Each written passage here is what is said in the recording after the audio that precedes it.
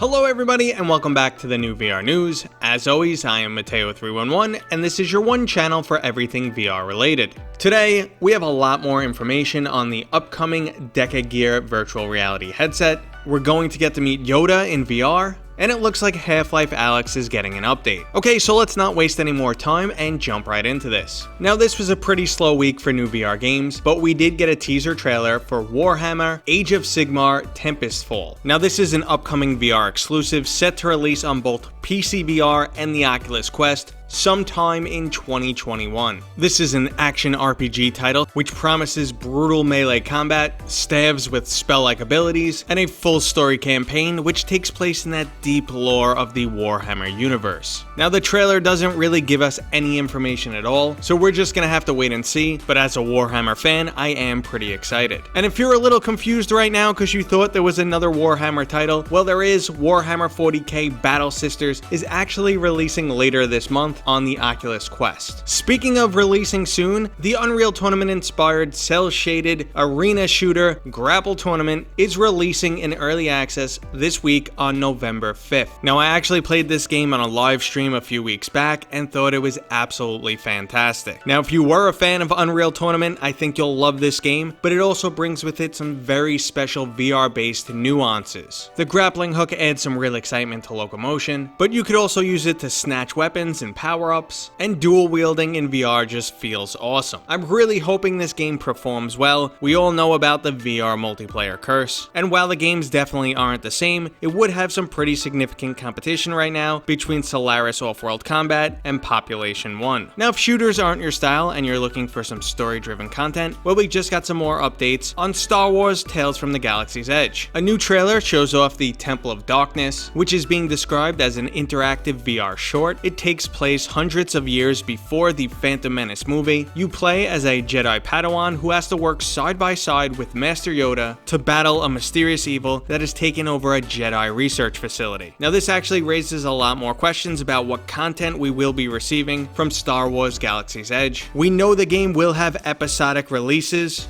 but will we continue to get interactive shorts like this, or is this just a one-off? Whatever the case, I'm just getting more and more excited to get my hands on this title. I mean, come on man, we got Yoda in a game now, and he's probably young enough to be in his prime. He was doing triple backflips in the Phantom Menace. Imagine him a few hundred years younger. So we might not have all the information on Star Wars Tales from the Galaxy's Edge, but it looks like we're getting a lot more information from Half-Life Alyx. There's currently a locked beta branch titled Commentary Branch 3. Now, previous Valve titles have had developer commentary modes, which included little speech bubbles throughout the game, which you would activate to hear some developer commentary. Now, Half-Life Alyx has so much detail that you can easily miss a lot of it, and I'd love to hear little stories of what went on behind the scenes, because Half-Life Alyx is arguably one of the best VR titles we have ever played. Now, I'm just hoping they'll get around to updating their development tools, because we originally expected a huge influx of new games, similar to what happened in the past with Gary's Mod, TTT, and even Counter-Strike, but the tools currently available are basically half-baked. Okay, so let's move on to some pretty exciting hardware news. Facebook has reported that pre-orders for the Oculus Quest 2 were 5 times larger than the Oculus Quest 1, which is obviously a big success for the VR industry. Developers have also recently mentioned that there's been a huge increase in sales, and it looks like the VR is dead articles have finally stopped. Now, the other half of the XR combination, AR, is going to attempt to prove itself in the near future. Luckily, the company Tilt5 has raised